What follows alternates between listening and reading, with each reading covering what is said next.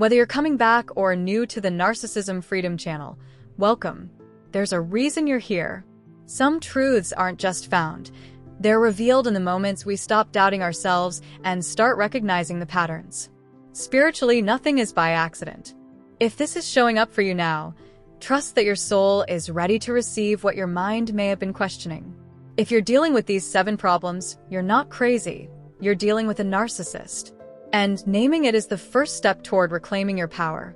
One of the first problems you might be experiencing is walking on eggshells around someone in your life.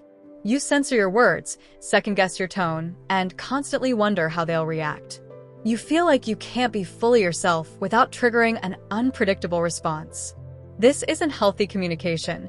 It's emotional manipulation designed to make you shrink. Narcissists thrive on keeping others uneasy and unsure. Your discomfort becomes their control.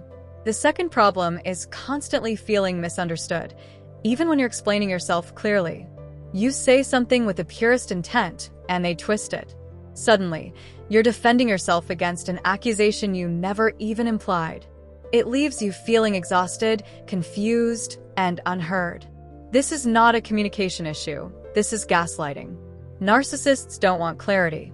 They want control over your reality. And if they can distort it just enough, they know you'll begin to doubt your own mind.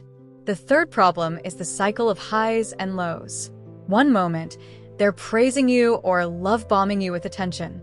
The next, they're cold, distant, or raging without warning.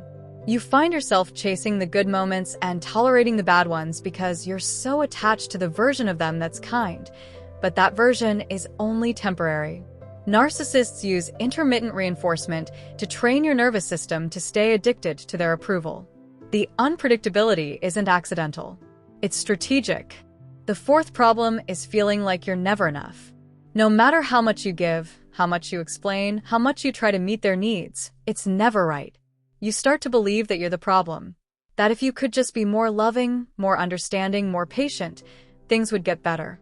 But the truth is, narcissists set moving goalposts on purpose.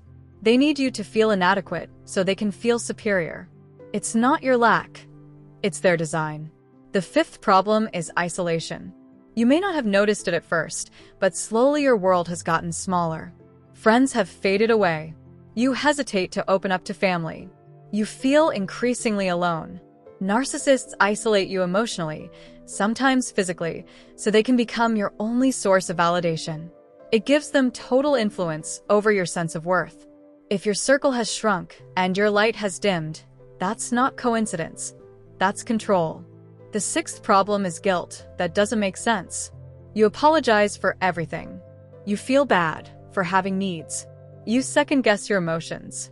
You might even feel guilty for feeling drained. Narcissists project their dysfunction onto you and then blame you for reacting. You've been conditioned to believe their comfort matters more than your peace. But feeling guilty for things you didn't do is not your conscience talking. It's a wound they planted. The seventh problem is losing your sense of self. You used to have dreams, opinions, a sense of identity. But somewhere along the way, you began morphing into what they needed you to be. You started filtering your thoughts, minimizing your wins, staying small. Narcissistic abuse is subtle soul erosion. They don't just want control of your choices, they want to reprogram how you see yourself.